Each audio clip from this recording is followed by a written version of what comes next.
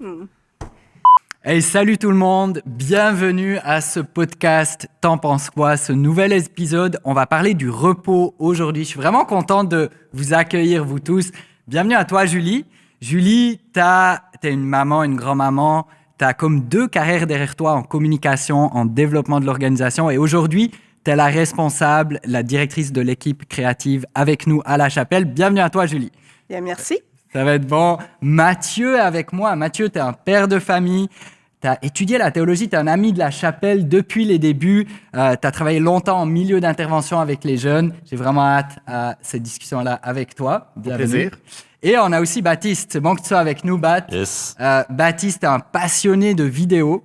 Tu as été freelance, tu as une fibre d'entrepreneur et aujourd'hui, tu es responsable du département vidéo avec nous à La Chapelle. Super bon que tu sois avec nous, Merci Baptiste. Et je vais commencer avec une première question pour nous. On est dans un monde qui va vraiment très, très vite. On a besoin de repos. Comment est-ce que vous vous reposez? Comment est-ce que vous vous ressourcez? C'est quoi pour vous un bon repos? C'est une bonne question, Loïc. Je débuterai avec un exemple. Moi, une discipline que j'ai ancrée dans ma vie depuis un certain temps, c'est la marche. Fait que je faisais beaucoup de sport avant, puis j'étais tout le temps actif, mais je me sentais pas reposé. Je me sentais tout le temps un peu avec l'adrénaline, l'exercice physique intense, tu sais, ça fait monter, puis tu te sens moins reposé. Puis j'ai mis de la marche dans mes semaines, dans mon horaire, dans mon quotidien. Puis je marche. Puis de marcher, j'ai l'impression que ça ralentit la cadence, puis ça me dépose dans ma journée. Fait que depuis quelques mois, quelques années, je marche. J'essaie de marcher à tous les jours, là, je dirais peut-être plusieurs fois par semaine. Peut-être pas à tous les jours. C'est bon, Ouais. c'est bon. Puis ça t'aide un peu à Ouais. ralentir. Exact. Vraiment. Moi, c'est sûr que ça dépend des saisons, je dirais. Mais l'été, j'adore m'occuper de mon jardin, faire pousser mes tomates, les regarder pousser, juste être dans la nature, en fait, pour moi, c'est ça, c'est là que je vais chercher vraiment le repos, que ça soit justement la marche, comme tu disais, en forêt, faire des randos, des trucs comme ça, mais vraiment me retrouver dans la nature. C'est tout le temps là que j'ai l'impression de vraiment me ressourcer, de me reposer. C'est un autre rythme, je dirais. C'est bon. Ben moi, c'est pareil, un petit peu la nature. En fait, c'est quand même assez récent, mais en arrivant ici, j'ai découvert une passion qui est la pêche. Et ça a quand même beaucoup aidé. Enfin, c'est quelque chose que je connaissais pas du tout. Autant la discipline que l'activité, une activité comme ça dans la nature, en pleine nature comme ça. Puis c'est vrai que il y a eu plusieurs fois des sorties que j'ai fait où même tu es allé 2 jambes dans l'eau pendant des heures, et puis à la fin de tout ça, tu te ressens vraiment relaxé, ressourcé aussi.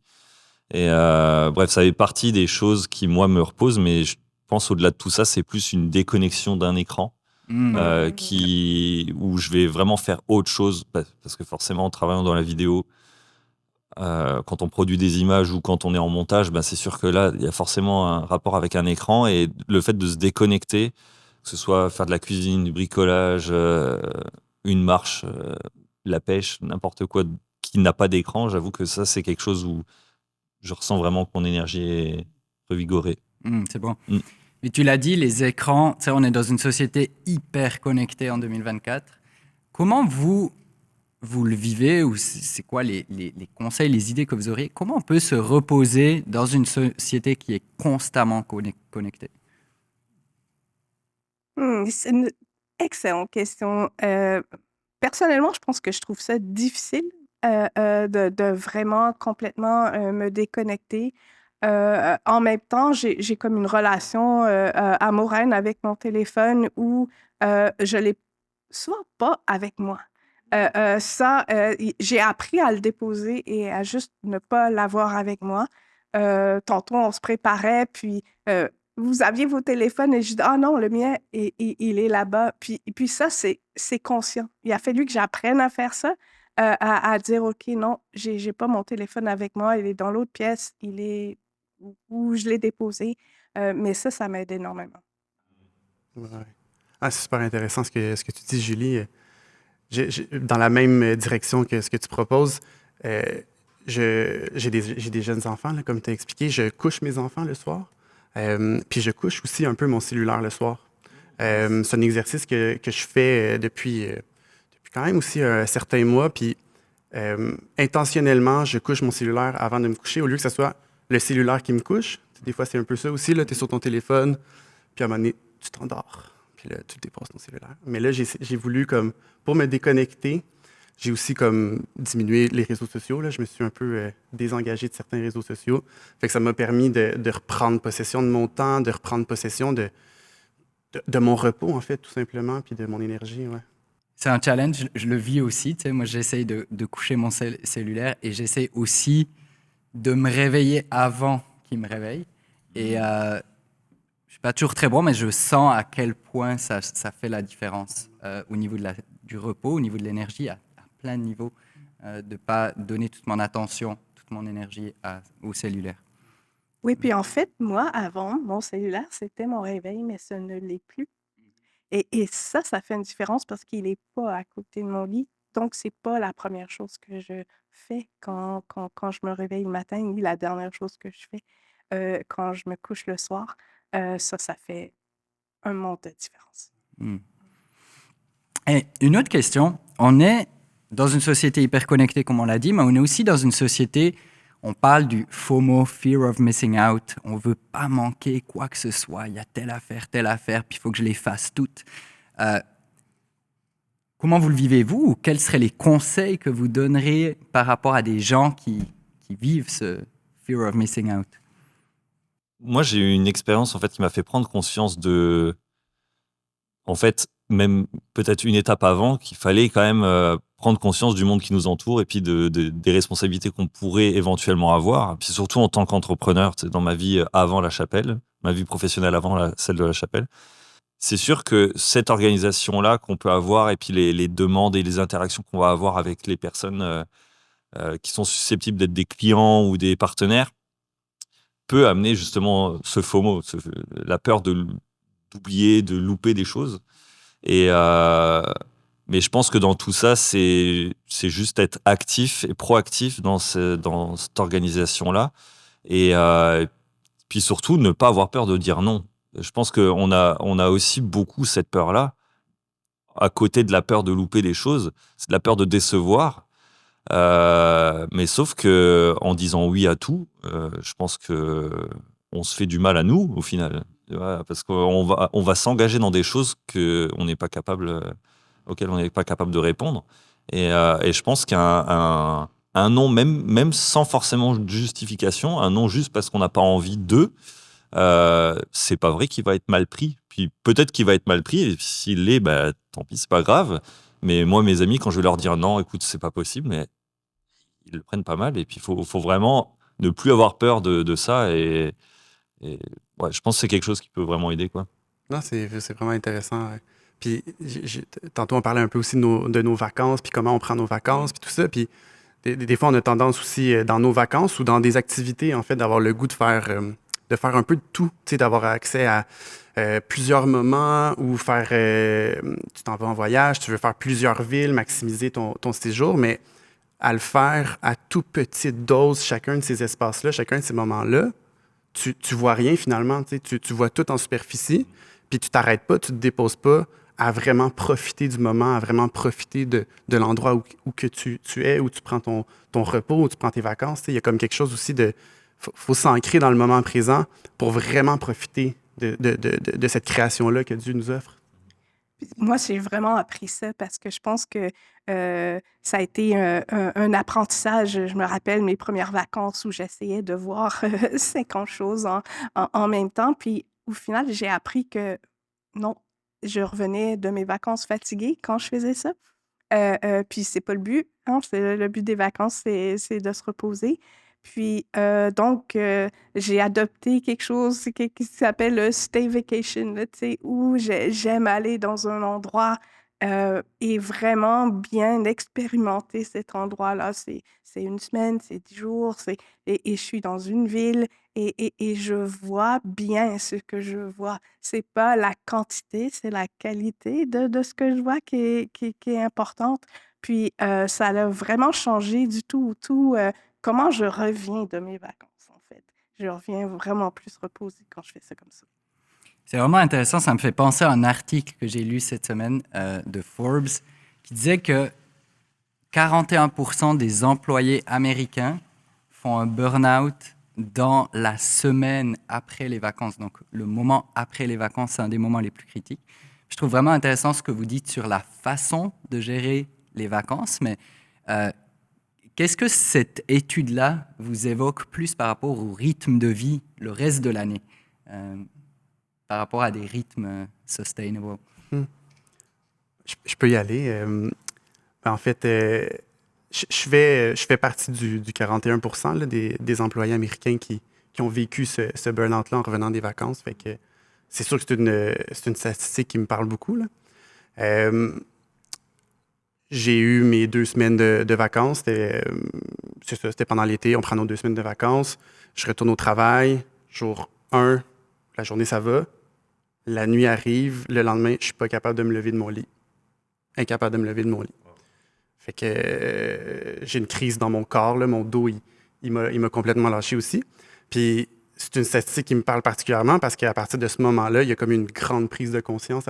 Progressivement, il y a une grande prise de conscience. Puis Dieu m'a parlé là, dans ce processus-là. Puis il m'a dit, Mathieu, tu cours partout. Tu veux tout faire. Tu t'arrêtes pas. Tu prends pas le temps de te déposer dans des disciplines spirituelles, dans un vrai repos. Puis je pense que ça a été un élément déclencheur pour moi, en souhaitant à chacun d'entre nous de ne pas se rendre là idéalement, de ne pas avoir à vivre ce burn-out-là, mais reste que c'est une réalité. Fait qu'est-ce qu'on fait avec ça? Je pense que notre corps, il nous le dit, là, il faut ralentir. Puis tes vacances, des fois, ils peuvent être trop chargés, ralentis. Trouve une cadence pour une longue durée. Là, on n'est pas dans un sprint, là, c'est un marathon, la vie. Là. C'est une longue marche. Ouais. Puis moi, je pense que c'est aussi ce que tu fais avant tes vacances aussi, et le reste des semaines où tu travailles. C'est quoi le rythme que tu gardes durant ces semaines-là? Est-ce que tu te donnes à 200% pour arriver soit à ton week-end, soit à tes vacances complètement épuisé où tu es capable de absolument rien faire? Je pense que la recette est dans ça, c'est de trouver un équilibre dans tes moments de travail et tes moments de repos. J'ai déjà entendu dire, tu sais, work hard, rest harder. Puis ça, tu sais, ça, j'y crois vraiment. Puis tu sais, c'est pas si évident à mettre en pratique, là. C'est pas, mais juste de le garder en tête, ça fait une différence pour moi. Je pense que en tant que chrétien, on a la Bible qui est notre guide, qui est notre boussole, qui nous dirige dans plein de sujets. Puis ce qui est génial avec la Bible, c'est que c'est tellement pratique, concret pour tous les jours. Puis je pense que la Bible a vraiment des choses à dire sur le repos, puis sur les rythmes de vie. Est-ce qu'il y a des éléments que vous aimeriez partager, des choses que vous prenez de la Bible pour votre vie concrète par rapport à ce sujet-là? Allez, vas-y. C'est toi qui as fait des études de théologie. La pression. Hein. Non, mais c'est le rythme de Jésus aussi. Tu sais, je pense que fondamentalement, oui, il y a la Bible, mais il y a le rythme aussi de Jésus qui s'empêchait jamais d'aller se ressourcer tout seul. À plusieurs moments dans les évangiles, on le voit. Puis c'est intentionnel, là. Je pense que c'était nécessaire pour qu'il puisse faire son ministère, pour qu'il puisse avoir l'impact qu'il a eu. Puis c'est un modèle. Oui, il y a les 7 jours de la création, le 7e jour, Dieu se repose, mais il y a Christ qui l'incarne aussi. Puis je pense que pour moi, c'est devenu mon modèle. Je me dis, Christ, si lui se dépose, se repose, s'isole, prend du temps avec Dieu, pourquoi est-ce que moi je le ferais pas? Tu sais, je suis comme, ça devient inévitable dans ma conception du monde maintenant. Non, c'est ça. J'irai avec ça pour débuter l'échange. C'est excellent. Moi, j'aime beaucoup la notion de montagne et vallée. Tu sais, on dirait que c'est souvent comme géographique. Jésus monte sur une montagne pour prier avec passer du temps avec le Père, se reposer, se ressourcer. Et il redescend dans la vallée pour prendre soin des foules.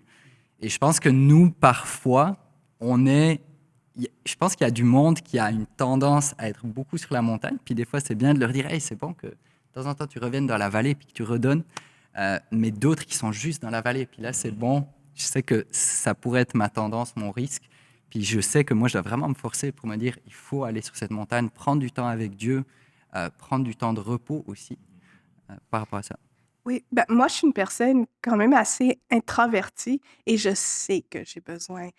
Autant je peux être très sociale quand je suis avec des gens, j'ai tellement besoin de me retrouver seule chez moi.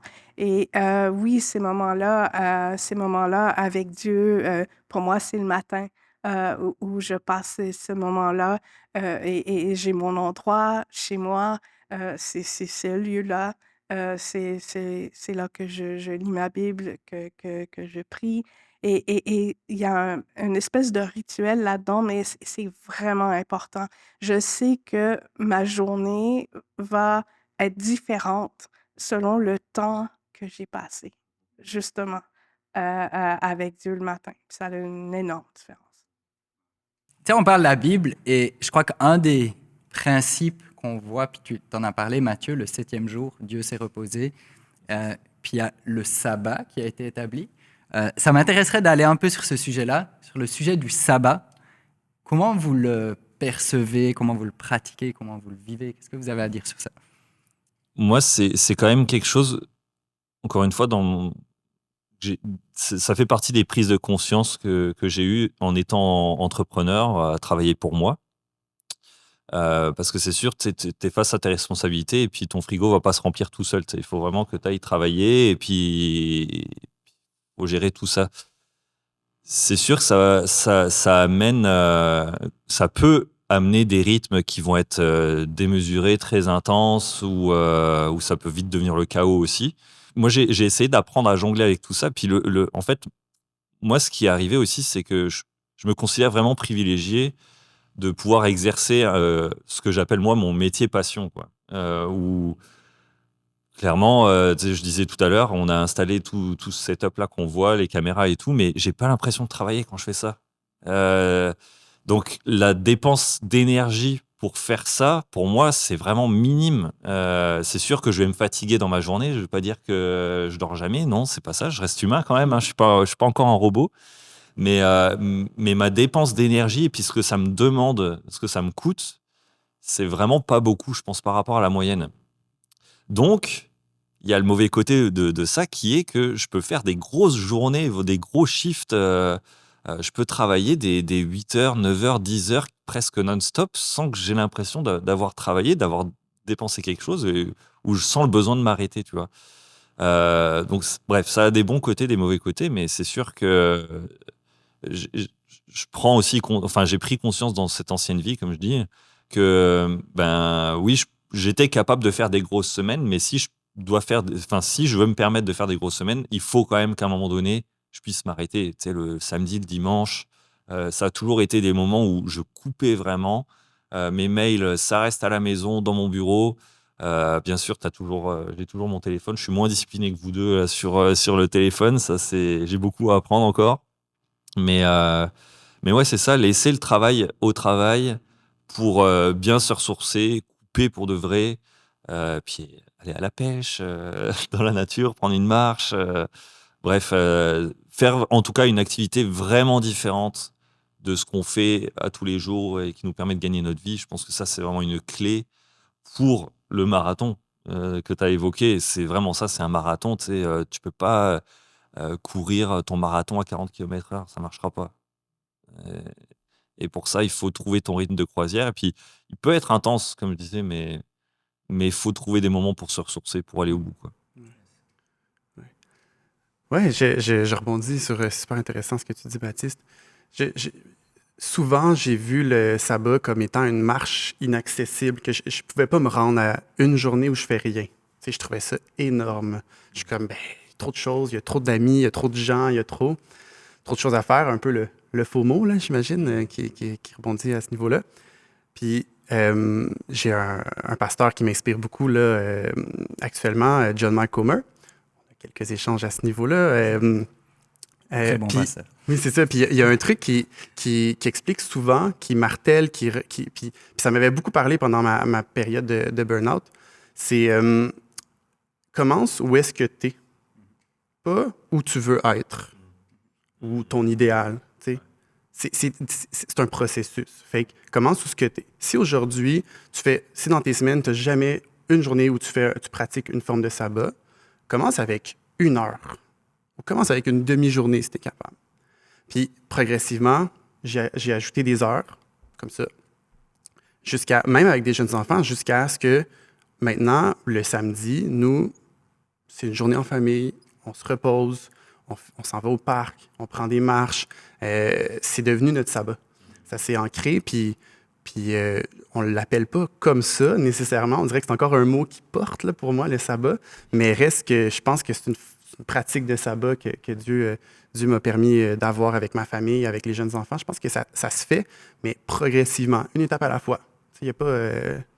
si tu es dans l'urgence pour pratiquer le sabbat, c'est pas la meilleure façon de pratiquer le sabbat. C'est vraiment bon.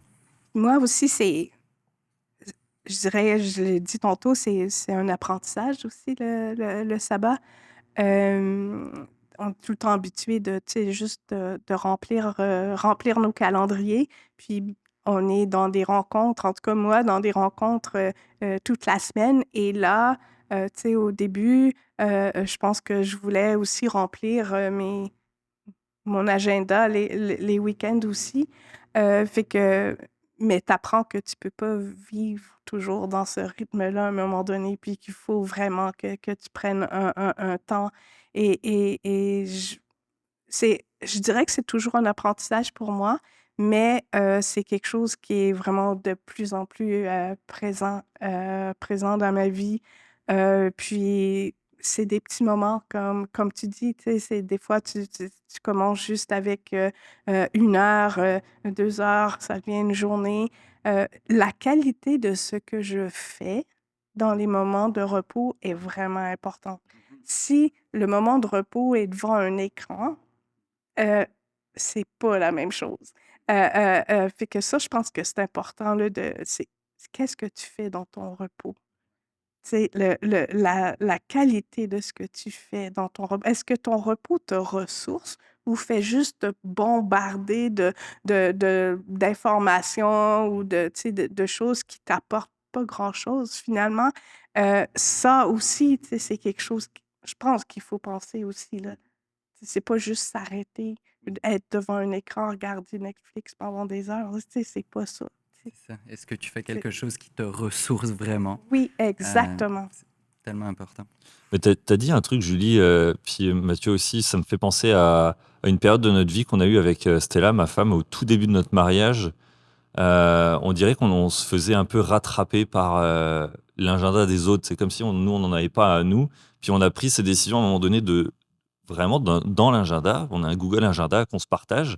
On bloquait des samedis parce qu'on n'était jamais là chez nous. On était toujours à l'extérieur à répondre à des responsabilités. On était dans un band de louanges à 1 heure et demie de chez nous. Donc il fallait qu'on fasse les allers-retours ou alors on passait les week-ends là-bas. Enfin bref, c'était un peu le chaos comme ça. Puis à un moment donné, on se rendait compte qu'on était épuisé le dimanche soir. Puis à faire un peu d'introspection, on se rendait compte que c'était ça. Puis on s'est dit, OK, à partir de maintenant, au moins une fois par mois, on se bloque un week-end et on ne fait rien. On est chez nous à la maison. Et ça a été vraiment un déclic dans la manière d'apprécier le sabbat, le repos. Et puis aussi, en tant que jeune marié, de pouvoir se retrouver juste tous les deux et puis passer du bon temps. Ça a été vraiment quelque chose qui a amené beaucoup de changements dans notre vie de couple. Ah, c'est excellent. Par rapport à ça, je pense qu'une chose que j'ai dû apprendre, surtout depuis que j'ai un rôle pastoral aussi, il y a des besoins illimités. Et c'est sûr que des fois, il y a des urgences, puis il faut faire des exceptions. Mais dans l'ensemble aussi, d'apprendre à dire je ne suis pas disponible, mais je ne suis pas disponible parce que j'ai une activité de travail, mais je ne suis pas disponible parce que c'est un jour de sabbat ou c'est un jour de famille. Puis de mettre ça comme une priorité dans mon agenda. Comme tu le dis, moi, ça m'a beaucoup aidé de juste bloquer des temps dans mon agenda pour dire ça, c'est des temps de repos, c'est des temps en famille, c'est des temps de sabbat. Ça m'a vraiment aidé. Puis être discipliné aussi à pas venir les flusher ces temps-là. C'est ça. Vraiment les garder. Et puis, non, OK, c'est à l'horaire, on n'y touche plus. C'est ça, c'est ça. Puis par rapport au sabbat, tu parlais de John Mark Comer, puis je pense que c'est lui qui a dit ça. Moi, ça m'avait vraiment fait écho avec moi. C'est qu'un jour, à un moment, il disait par rapport à la pratique du sabbat, n'est pas aussi important que tu le penses. Puis le monde c'est va bon, ça. continuer de tourner, Yes, même si toi, tu t'arrêtes. j'aime ça. Et on dirait que ça m'a vraiment aidé à réaliser, OK, c'est peut-être une forme d'orgueil de penser que je suis tellement important que je ne peux pas m'arrêter. Donc ça m'a aidé de me dire, OK, Seigneur, travaille mon cœur par rapport à ça. Je veux apprendre à m'arrêter. Syndrome du sauveteur. C'est ça, c'est ça. On l'a tous un peu, je pense. Ouais, Ouais, oui. On a parlé de repos. Puis, pour un peu nuancer tout ça, c'est quoi pour vous la différence entre le repos d'un côté, puis peut-être la paresse ou voire même l'égocentrisme, être juste centré sur moi? C'est quoi la différence entre ces deux pôles-là? C'est une grosse question, ça. Silence. Ouais, C'est une grande question. On va se reposer avant de répondre. ouais, c'est ça, c'est ça. Mais- ouais, bah, Ça, ben, je peux Vas-y, t'écouter. vas-y, je t'écoute. C'est bon. Je t'écoute après, promis. Ça marche. Non, mais un petit élément que j'ai goût d'ajouter dans cette question-là, c'est que pour moi, le repos, c'est tout sauf de la paresse. C'est très, très, très intentionnel. C'est très... c'est pas un effort, mais c'est très... comme tu dis, il faut le mettre à notre agenda. Faut être intentionnel sur notre repos. Puis même chose avec le sommeil, tu sais, c'est pas de la paresse. C'est un besoin fondamental à l'humain. C'est de se reposer, de se ressourcer. Fait que, tu sais, travaille fort, repose-toi encore plus fort. Pour moi, c'est tout sauf de la paresse. Fait que cette nuance-là, j'ai goût de la porter. Pour l'égocentrisme, je te laisse. Je sais pas. Je sais pas si c'est à toi. Vas-y. Ben, en vrai, un petit peu, tu sais, je rebondis sur justement la question juste avant qu'on disait, tu sais, le syndrome du sauveteur, comme moi je l'ai appelé. Ben, c'est ça, tu sais, le monde va pas s'arrêter de tourner, tu sais, tu as le droit de te reposer, et puis c'est même essentiel en fait. Puis c'est pas de l'égocentrisme de penser que ben juste j'ai besoin de penser à moi et puis ben non, c'est très bien. Ça va même faire du bien aux gens qui sont autour de toi, que tu sois dans une bonne forme, que tu sois de bonne humeur, que tu te sentes reposé, plein d'énergie. C'est comme ça que tu es au top. Et puis ça, il faut que tu en fasses profiter aux autres. Mais pour pouvoir en faire profiter les autres, il faut que tu te reposes. Il faut prendre du temps, il faut bien dormir, avoir un bon sommeil. Tu sais, encore une fois, je disais, il y a des fois où je vais me faire vraiment des grosses journées, des gros shifts, des grosses semaines. Mais c'est sûr que pour pouvoir faire ça, bah, il y a des fois, des samedis matins, je vais volontairement pas mettre de réveil. Et puis, j'ai un gros respect pour les gens qui ont des enfants en bas âge quand je dis ça. Et puis, je profite de ce privilège que j'ai encore un petit peu. Mais voilà, tu sais, sommeil, repos, tout ça, comme tu dis, c'est à des années-lumière pour moi de ce qu'on pourrait appeler de l'égocentrisme ou de la paresse. On n'est pas du tout là pour moi avec le repos. Oui, puis je reviens avec ce qu'on disait tantôt. On parlait de Jésus qui prenait ces moments-là. Et il prenait ces moments-là parce que, bon, il avait besoin de ça. Et il donnait tellement qu'il avait besoin de se ressourcer. Puis on est pareil, là, on a besoin de se ressourcer. On ne peut pas être la meilleure version de nous-mêmes si on n'est pas reposé. Si on va être plus disponible et tourné vers les autres si on est reposé. En tout cas, moi, C'est c'est ce que je vois. la paresse, c'est pas le repos. La paresse, c'est ne pas répondre à ses engagements ou ses responsabilités. C'est excellent. Puis je pense qu'il y a vraiment une notion, tu sais, on parlait des rimes de Jésus, montagne-vallée, puis qu'il y a un équilibre à avoir. Si ta semaine est juste faite de repos, puis justement que tu travailles pas, je pense que là, on tombe dans une forme de paresse. Mais le danger, c'est de tomber dans l'autre extrême, où tu es constamment en train de donner trop, puis tu peux plus faire les choses de façon qualitative. J'avais une petite question pour toi, Julie. Julie, t'es en retraite officiellement, Ouais. mais l'affaire, c'est que ta retraite est active, voire très active. Ok, Oui. tu travailles fort, alors que tu pourrais légitimement te reposer. Pourquoi ce choix? En fait, je ne dis plus que je suis à la retraite. J'ai arrêté de dire que j'étais à la retraite. Elle en avait marre de mentir. Oui, quelque chose comme ça. Je dirais que j'ai eu vraiment l'impression que toute ma vie, Jésus m'avait préparé à cette saison-ci de ma vie. Je ne le savais pas, Mais si je regarde tout mon parcours professionnel, toute l'expérience que j'ai acquise, il me préparait à ce que je sois à la chapelle aujourd'hui. Puis pour moi, c'est un appel et je réponds à cet appel-là. Et j'ai juste envie de répondre à ça. Puis si je suis capable de donner, j'ai l'énergie pour le faire, mais pourquoi pas? Pourquoi pas? Puis honnêtement, j'ai aussi l'impression de recevoir autant que je donne. Je suis avec des gens qui sont passionnés, je dis des jeunes parce qu'ils sont plus jeunes que moi, puis ben, presque tout le monde ici à la chapelle est plus jeune que moi dans le staff, là. Mais c'est des gens qui sont passionnés de ce qu'ils font, qui aiment Jésus, et je reçois d'eux, ça me donne de l'énergie, vraiment, ça me garde jeune. Et je vois tellement de gens qui sont à la retraite qui font pas grand-chose de leur retraite. Et pour moi, c'est vraiment ben, à quoi sert ma vie? C'est quoi, pourquoi je suis ici? Et Dieu m'a pas appelé à juste être chez moi, oui, m'occuper de ma famille et tout ça, je continue à le faire, mais à redonner ce que j'ai reçu, Dieu m'appelle à ça, m'a donné l'énergie pour le faire. Alors, voilà. Wow, super bon. C'est vraiment une inspiration pour nous de vivre avec autant de sens puis de redonner ce que Dieu t'a donné. Très, très inspirant. On va arriver à la fin de notre discussion. Petit mot de la fin, quelqu'un aurait juste encore une réflexion, quelque chose pour conclure cette discussion? Ça met la pression, hein, la dernière. Il y a la le dernière mot de la pensée. fin. Mathieu, je sens que t'es inspiré. C'est parce que j'avais le goût de rebondir un peu sur ce que Julie disait par rapport à la retraite, mais je sais pas si c'est le meilleur mot de la fin. Fait que, tu sais, en tout cas, on regardera, là. Je trouvais juste que l'idée de la retraite, c'est nouveau aussi, là, comme concept dans l'histoire de l'humanité. Tu sais, ça n'existait pas avant les retraites. Une retraite comme on en Oui. parle aujourd'hui. Fait que je pense que c'est comme, on dirait qu'on travaille toute notre vie avec l'idée de la retraite. En tout cas, je vis ça, moi, aujourd'hui, puis je me dis, est-ce que je veux que ça définisse ma vie? Je veux pas que ça soit ma retraite qui définisse ma vie. Je veux que ma vie aujourd'hui, comme tu disais, j'acquiers des choses, puis Dieu nous prépare à une nouvelle saison par après. Ça va être quoi cette saison-là? Dieu seul le sait, puis il nous amène vers cette nouvelle saison par la suite. Je trouvais ça intéressant ce que tu dis. Excellent. Merci.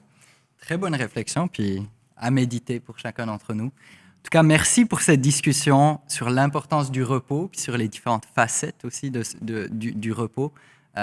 Très, très, très inspirant. Merci beaucoup pour cette discussion-là. Merci tout le monde. Merci. C'était super intéressant. À bientôt. À bientôt. À bientôt. On va aller se reposer. Allez. C'est l'heure.